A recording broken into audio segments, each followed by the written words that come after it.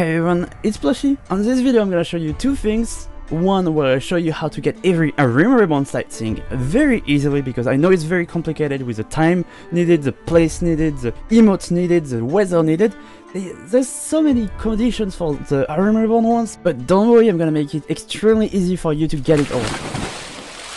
First, we're gonna start on Realm Reborn 1 because it's the hardest one, but thanks to the user on Reddit, Cute Kitsune, it's extremely easy because I made a website called tillian.net/sslog. I'm gonna put a link in the description. Now, to use this website, you can see that there's every single sightseeing listed from 1 to 80. And what I would recommend you to do is at first click on hide logs above 20, because at first you can only do the first 20 sightseeings before unlocking the 60 remaining. And the other thing I would recommend you to do is to click on hide finished, because if you complete one, you can just hide it by ticking it on the left side. Now what I would recommend you to do is to check the time category, because here you can see when one will be up. In 28 minutes the Astalicia one will be up.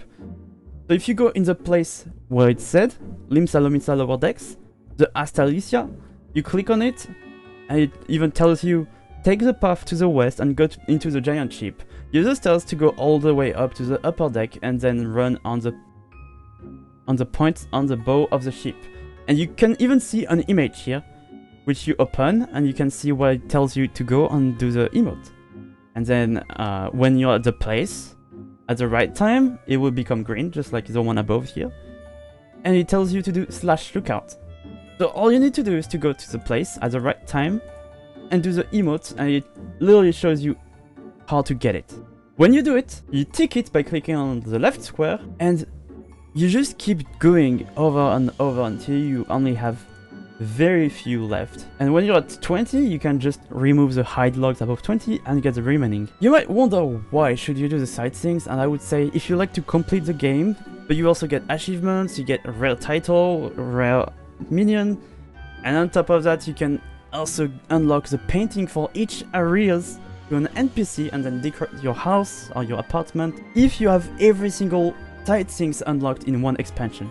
But then there is the Heavensward, Stormblood, Shadowbringers and Endwalker ones, which are way easier to get, because first you see a visible orb on the places when in Realm Reborn you don't, and you also don't have the restriction of having a specific time and a specific weather to complete it.